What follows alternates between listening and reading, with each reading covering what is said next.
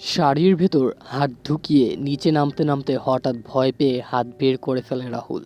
চিৎকার দিয়ে বলে, ও আমার ঈশ্বর, এটা কি? এখানে তো কুয়া থাকার কথা, এখানে গাছ আসলো কিভাবে?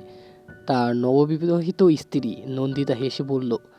আমি আসলে মেয়ে না, আবার ছেলেও না। রাহুল অবাক হয়ে বলল, তার মানে তুমি হিজড়া? সকালবেলা রাহুল বর ঘরের বাইরে বসে আছে। গভীর মনে উঠানে তাকিয়ে রাহুল এখনও গত রাতের বাসুর ঘরের কথা ভুলতে পারছে না। এদিকে ঘরের ভেতর নন্দিতা ঘুমাচ্ছে। রাহুলকে টাচ করতে চমকে উঠল সে। তাকে কাঁধে হাত রেখেছে তার দাদা বিক্রম। বিক্রম দাদা বললেন, কি রে, মন খারাপ কেন? বিয়ের প্রথম প্রথম একটু টেনশন হবেই। প্রথমবার আমারও মন খারাপ ছিল, কারণ কুয়ায় পানি ঢালার আগেই বিছানায় পানি পড়ে গেছিল। তখন তোর বৌদি আমাকে থাপ্পড় মেরেছিল, বলছিল সংসার করবে না।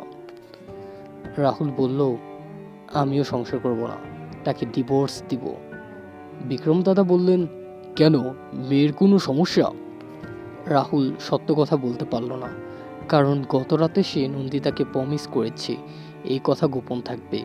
রাহুল বলল, মেয়ের না, আমার সমস্যা। আমার মেয়ে নয়, ছেলে পছন্দ, আমি গিয়ে সমকামী। বিক্রম দাদা রাগী চোখে তাকিয়ে আছে রাহুলের দিকে। তিনি ধার্মিক মানুষ, সমকামী দু চোখে দেখতে পারেন না। সেদিনই উনি পুরোহিত ডাক দিলেন। ওনার মতে রাহুলকে অশুভ আত্মা ধরেছে, তাকে শুদ্ধ করতে হবে। বিকেলবেলা বাড়ি থমথম করছে। নন্দিতা এখনও নাক ডেকে ঘুমাচ্ছে। এদিকে রাহুলকে চেয়ারে বেঁধে রাখা হয়েছে রশি দিয়ে। পুরোহিত এসে তাকে মা কালীর কাছে উৎসর্গ করবে। সন্ধ্যাবেলা পুরোহিত আসলেন। বিক্রম দাঁড়িয়ে। রাহুলের মা কান্না করছে মুখে আঁচল দিয়ে। চারিদিকে গ্রামের মানুষ জমে গেছে। আজ একটা বিরাট ফাটাফাটি হবে। রাহুলকে ধরে শোয়ানো হলো উঠানে। তার সামনে মা কালীর মূর্তি রাখা। পুরোহিতের হাতে বড় ছুরি।